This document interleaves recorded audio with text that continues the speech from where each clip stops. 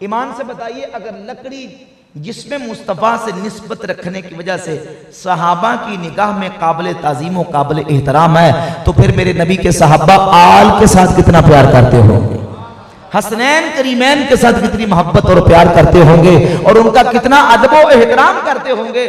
صحابہ تو ان کپڑوں کا ادب و احترام کرتے تھے جو کپڑے رسول اللہ کی جسم پاک سے مس ہو گئے۔ حضرت اسماء رضی اللہ تعالیٰ عنہ کے پاس ایک جبہ تھا، صحیح مسلم میں حدیث ہے، تو حضرت اسماء رضی اللہ تعالیٰ عنہ کے پاس جبہ تھا، اس جبے کو پانی میں بھگو دیتے، جو پانی بچتا تھا مدینہ کے بیماروں کو پلاتے تھے، اللہ شفا عطا فرما دیتا تھا۔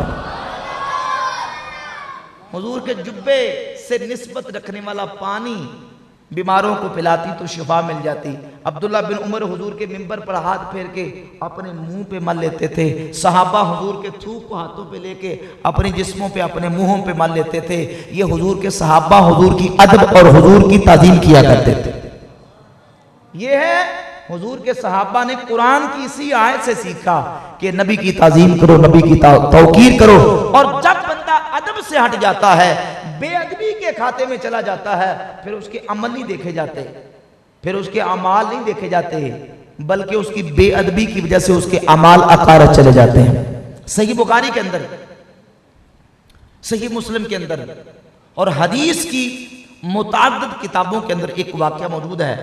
نبی پاک علیہ السلام غزوہ حنین کے بعد مقام جعرانہ پہ مال غنیمت تقسیم کر رہے تھے، کچھ قبیلوں کو مال غنیمت حضور نے دیا، کچھ کو کم دیا، کچھ کو زیادہ عطا فرمایا۔ تو ایک شخص آگے بڑھا، توجہ کیجیے، ایک شخص آگے بڑھا اور آگے بڑھ کے کہنے لگا اعدل یا محمد اتق اللہ، اے محمد اللہ سے ڈرو، انصاف کرو، تم نے انصاف نہیں کیا، نعوذ باللہ تعالی۔ اور یہ کو اپنے آپ کو یہودی یا عیسائی نہیں کہتا تھا، یہ اپنے آپ کو کلمہ پڑھنے والا کہتا تھا، لیکن سرکار کا کلمہ پڑھ کے کہنے لگا نعوذ باللہ تعالیٰ کہ اے محمد تم نے عدل نہیں کیا، انصاف نہیں کیا، اللہ سے ڈرو، نعوذ باللہ تعالیٰ۔ صحابہ نے تلواریں نیام سے نکالنی، لیکن نبی پاک علیہ السلام نے صحابہ کو روک دیا۔ صحیح بخاری کے اندر الفاظ موجود ہیں، جس وقت وہ شخص چلا گیا تو حضور نے فرمایا من ذی ھذا قوم یتلون کتاب اللہ رتبا، اے میرے صحابہ اس بندے کی نسل سے ایک قوم ایسی نکلے گی جو اللہ کی کتاب قرآن کو بڑا مزے سے پڑھیں گے، لیکن قرآن ان کے حلق سے نیچے نہیں اترے گا۔ صحیح بخاری میں 6930، 6931، 32، 33، 34 اور صحیح مسلم میں 2449 سے لے کر 2470 تک، اس سے بھی زیادہ 20 سے زیادہ احادیث امام مسلم صحیح مسلم لے کے آئے، اور امام ابو داؤد پورا چیپٹر باندھتے ہیں سنن ابی داؤد میں انہی لوگوں کے بارے میں جن کے بارے میں نبی پاک علیہ السلام نے پیشگوئی فرمائی کہ ایسے لوگ ہوں گے۔ اور صحیح بخاری میں الفاظ موجود ہے تحقرون صلاتکم مع صلاتہم، تم اپنی نمازوں کو ان کی نمازوں کے مقابلے میں بہت تھوڑا جانو گے، وہ اتنی نمازیں پڑھیں گے۔ وَصِيَامَكُمْ مَعَ صِيَامِهِمْ، تم اپنے روزوں کو ان کے روزوں کے مقابلے میں بہت تھوڑا جانو گے۔ اے صحابہ وہ اتنے روزے رکھیں گے۔ وَعَمَلَكُمْ مَعَ عَمَلِهِمْ، تم اپنے اعمال کو ان کے اعمال کے مقابلے میں بہت تھوڑا جانو گے، وہ اتنے عمل کریں گے۔ يَقْرَؤُونَ الْقُرْآنَ لا يجاوز حناجرهم، وہ قرآن پڑھیں گے لیکن قرآن ان کے حلق سے نیچے نہیں جائے گا۔ یقولون من قول خیر البریہ، وہ حدیثیں پڑھیں گے لیکن حدیثیں پڑھنے کے باوجود، قرآن پڑھنے کے باوجود قرآن ان کے حلق سے نیچے نہیں جائے گا۔ لیست قراءتکم الی قراءتہم شیئا، سنن ابی داؤد کے الفاظ ہیں تمہارا قرآن پڑھنا ان کے مقابلے میں کچھ بھی نہ ہوگا، وہ اتنا قرآن پڑھیں گے۔ لا صلاتکم الی صلاتہم شیئا، تمہاری نمازیں ان کی نمازوں کے مقابلے میں کچھ بھی نہ ہوں گی، وہ اتنی نمازیں پڑھیں گے۔ نماز، روزہ، حج، زکات، صدقات و خیرات سارا کچھ ان کا پورا ہوگا، لیکن سارا کچھ پورا ہونے کے باوجود نبی پاک صلی اللہ علیہ وآلہ وسلم نے فرمایا یمرقون من الدین مروق السہم من الرمیہ، وہ دین سے اس طرح نکل چکے ہوں گے جیسے تیر شکار کو لا کے پار نکل جاتا ہے۔ تیر شکار کو لا کے، تو ان کا قصور یہ تھا کہ وہ نمازیں نہیں پڑھتے تھے، روزے، حج، زکات، قرآن کی تلاوت، حدیثیں نہیں پڑھتے ہوں گے، ان کا یہ قصور ہوگا۔ ان کا قصور یہ ہے کہ ان کے اندر بد اعتقادی اور گمراہی آ چکی ہو۔ جب وہ بد اعتقادی، گمراہی، بے ادبی کا عنصر پیدا ہو جائے تو پھر زمین و آسمان کے درمیان ساری خلا کو، زمین و آسمان کے درمیان والی کو نیک اعمال سے بھر کے بھی لے جائیں، صحیح بخاری میں 1870 نمبر حدیث ہے، رسول اللہ صلی اللہ علیہ وآلہ وسلم نے فرمایا پھر جو گمراہ ہو جاتا ہے اس کا عمل اللہ کی بارگاہ میں قبول نہیں ہوتا، نہ اس کا فرض قبول اللہ کرتا ہے، نہ ایسے بندے کا نفل قبول کرتا۔ میں نے عرض کیا 3 چیزیں ہیں، ایمان، تعظیم و توقیر مصطفیٰ، اور آخر میں ہے عبادت۔ اگر سرے سے ایمان ہی نہیں ہے تو جو مرضی کرتا پھر بات ہے، پہلے ایمان صحیح ہونا ضروری ہے، ایمان صحیح ہونا ضروری ہے۔ ابھی آپ دیکھ لیں، آپ کو سوشل میڈیا کے اوپر کئی ایسے ہندو، کئی سکھ ایسے مل جائیں گے جو حضور کی نعتیں پڑھ رہے ہیں، شاعر ہے نا، شاعر کا کام ہے شعر لکھنا، شعر لکھ دیتے ہیں، وہ نعت کے اشعار بھی لکھ دیتے ہیں، لیکن نعت لکھ دینا کافی نہیں ہے جب تک حضور کی ذات پر ایمان نہ لے کے آئے۔ اگر ایمان نہیں ہے تو پھر بات بنتی۔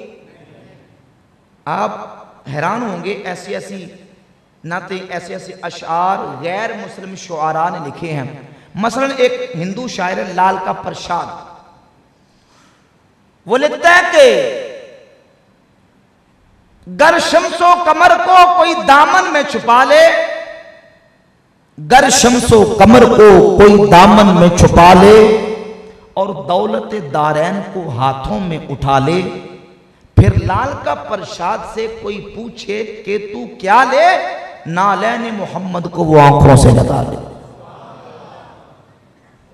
کتنا خوبصورت شعر ہے، حضور کی نعت ہے، لیکن لکھنے والا مسلمان ہے، تو اب اسے یہ لکھا پیدا بھئی اس کی بخشش سے، جب تک کہ وہ سرکار کی ذات کو اپنا نبی اور رسول مان کے ایمان نہیں لے آتا تب تک بات بننی۔ ایک اور دوسرا ہندو شاعر بولا، چندر پرکاش بجنوری، وہ کہتا ہے خم جس کے آگے دو عالم کی جبیں ہے، سجدہ گہے کونین وہ طیبہ کی زمین ہے، خم جس کے آگے دو عالم کی جبیں ہے، سجدہ گہے کونین وہ طیبہ کی زمین ہے، دنیا کا عقیدہ ہے اپنا بھی یقین ہے، جو شہ مدینے میں کہیں اور نہیں۔ لیکن جب ایمان نہیں ہے، کلمہ نہیں پڑھا تو پھر بات ہے نہیں۔ پہلے ایمان، تعظیم مصطفیٰ اور عبادت۔ اگر ایمان نہیں تو تعظیم قبول نہیں، اور اگر تعظیم نہیں ہے تو پھر عبادت قبول نہیں۔ رسول اللہ صلی اللہ علیہ وآلہ وسلم کی ذات گرامی قدر کے ساتھ محبت، حضور کی تعظیم اور حضور کی محبت کے اندر جو بھی عمل بندہ کرتا ہے، تعظیم میں عمل کرتا ہے، جب تک کہ شریعت نے اس سے منع نہ کیا ہو، اور یہ علماء بتائیں گے کہ یہ کام شریعت کی روشنی میں ناجائز ہے، حرام ہے، منع ہے، میلاد کا موقع ہو یا غیر میلاد کا موقع ہو، یہ عمل کرنا جائز ہے۔ آج کل ہوتا یہ ہے کہ فکری آوارگی اور بے راہ روی کا یہ دور ہے، فتنے کا دور ہے۔ ہمارے ہاں نوجوانوں کا ایک طبقہ تو وہ ہے کہ جو بد مذہبوں کے ہتھے چڑھ جاتا ہے، بد مذہبیت کا شکار ہو جاتا ہے، اور ایک طبقہ نوجوانوں کا وہ ہے کہ جو اس قدر بے راہ روی کا شکار ہے، نہ انہیں مسجد کے امام کی نصیحت اثر کرتی ہے، نہ اسے محلے اور گلی بازار کے اندر اپنے بڑوں کی نصیحت اثر کرتی ہے، بس وہ اپنے من مانی کرنے کے لیے، اپنا رانجھا راضی کرنے کے لیے وہ ایسے ایسے کام میلاد کے موقع پر کرتے ہیں کہ جس کے ساتھ اسلام و سنیت کا کوئی تعلق نہیں۔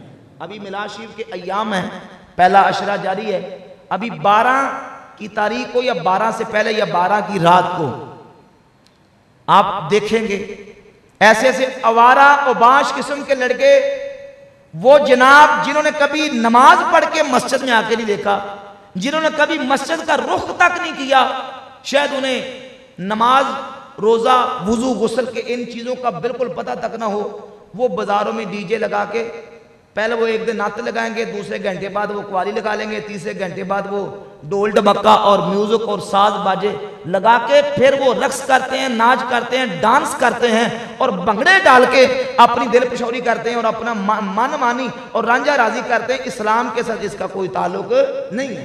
میلاد مصطفیٰ کے موقع پر اس طرح کی حرکات جو نوجوان کرتے ہیں ہمارا اہل سنت و جماعت کے عقیدے کا ان چیزوں کے ساتھ کوئی تعلق ہے۔ آپ نے پچھلے سال سنا ہوگا ملتان کے اندر ایک لڑکی کو باقاعدہ ایک جگہ پہ بٹھا کے اس کو بنا سنوار کے سجا کے اس کو حور بنا کے تو اس کو کہا کہ یہ جنت کی حور ہے، نعوذ باللہ تعالی۔ نوجوان لڑکی کو اس کے بال کھول کے سامنے جناب والا اس کو بٹھا کے تو اس کو جناب لوگوں کی جناب بد نگاہی کا سبب بنایا گیا۔ اور پھر اہل سنت و جماعت کے جو عقیدہ ہے، اہل سنت و جماعت کا جو میلاد مصطفیٰ کے موقع پر یہ ہمارے پاک و طیب اعمال ہیں، ان کے اوپر لوگوں کو انگلی اٹھانے کا موقع ملتا ہے۔ ہم اس بات کی پرزور مذمت کرتے ہیں، تردید کرتے ہیں، ہمارا مسلک اور عقیدہ ان چیزوں کی ہرگز اجازت نہیں دیتا۔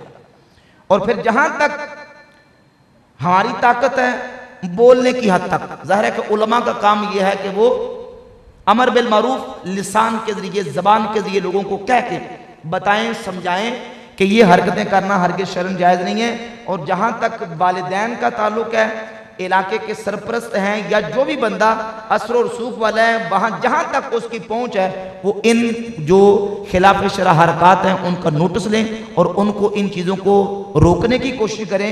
یہ ہمارے مسلک اور ہمارے عقیدے کے لیے جو ہے وہ بدنامی کا باعث ہے۔ اللہ میں صحیح طریقے سے نبی پاک صلی اللہ علیہ وآلہ وسلم کے میلاد پاک کو سجانے، حضور کے میلاد کی محفلیں، جس محفل میں حضور کی محبت کی بات ہو، جس میں ادب مصطفیٰ کی بات ہو، تعظیم مصطفیٰ کی بات ہو، مقام مصطفیٰ کی بات ہو، حضور نبی کریم علیہ السلام کی سیرت کی بات ہو، رسول اللہ صلی اللہ علیہ وآلہ وسلم کی اسوہ حسنہ کی بات ہو، حضور کی تعلیمات ہو، حضور کے اخلاق کی بات ہو، سیرت مصطفیٰ کی بات ہو، صورت مصطفیٰ کی بات ہو، ایسی مجلس سے سجانے اور ان میں شرکت کرنے کی توفیق عطا فرمائے۔ وما علینا الا البلاغ۔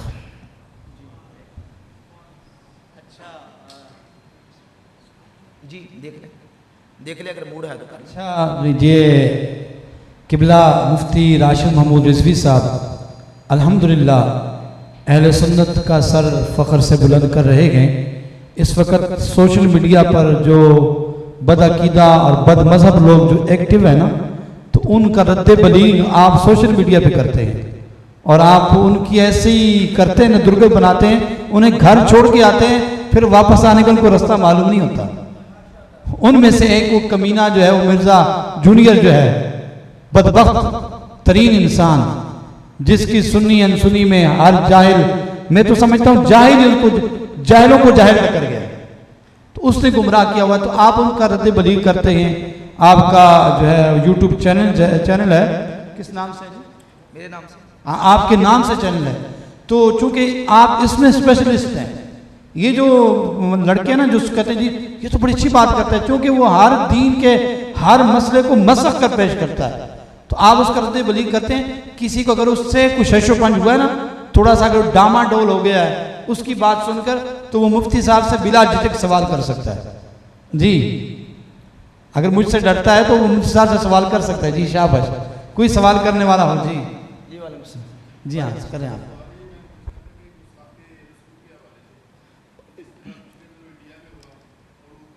یہ بعد میں کر لیں مسئلہ ہے جو شاہ صاحب نے بیان فرمایا نا، اس کو پہلے کر لیں، یہ تو پھر ہوتا ہی رہے گا نا۔ یہ تو میں نے پورا اس پہ ریکارڈ کروایا، پورا میرا مکمل بیان ہے، وہ آپ سن لیں، سماعت فرمائیں۔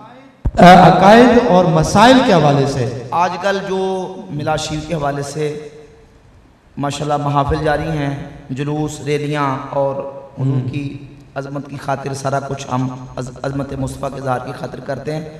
اب پھر طرح طرح سے جو ہے وہ گلی محلوں سے نکل کے اعتراضات، سوالات بھی لوگ کرتے ہیں، یا اس کے علاوہ جو آپ سمجھتے ہیں کہ یہ سوال نماز کے حوالے سے جو نماز کے حوالے سے کسی نے کوئی سوال کرنا ہے تو کیجیے، آپ سوال بلا جھجک کیجیے، تسلی بخش جواب آپ کو دیا جائے گا۔ جی جی جو مجھے پتا ہوا انشاءاللہ میں عرض کر دوں گا۔ جی ہاں جی بتائیں، کوئی دوست کوئی ہے یکم رجل الرشید؟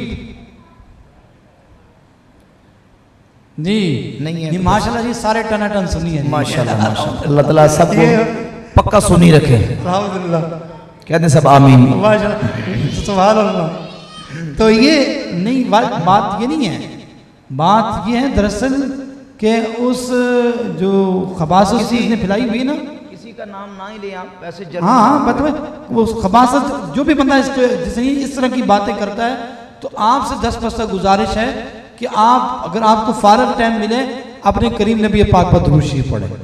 آپ کو فارغ ٹائم ملے آپ کسی صاحب علم کے صحبت اختیار کر کے اس سے دین سیکھیں.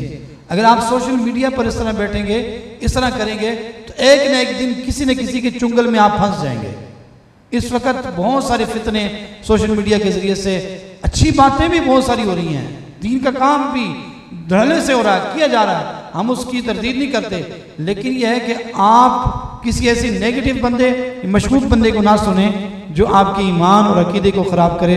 بس یہی مفتی صاحب کا بھی درد ہے اور اس پہ کام کر رہے ہیں. فقیر کا بھی یہی درد ہے. آپ سے ہر عالم دین، ہمارے مسلک کا ہر عالم دین جو ہے اس کا یہ درد ہے، اس پہ یہ کام کر رہا بس ہے. میں تتمہ کے طور پر ایک جملہ ایڈ کر دیتا ہوں جو شاہ صاحب فرما رہے ہیں کہ دیکھیں جس پرفتن دور سے ہم گزر رہے ہیں یہ نہایت پرفتن دور ہے.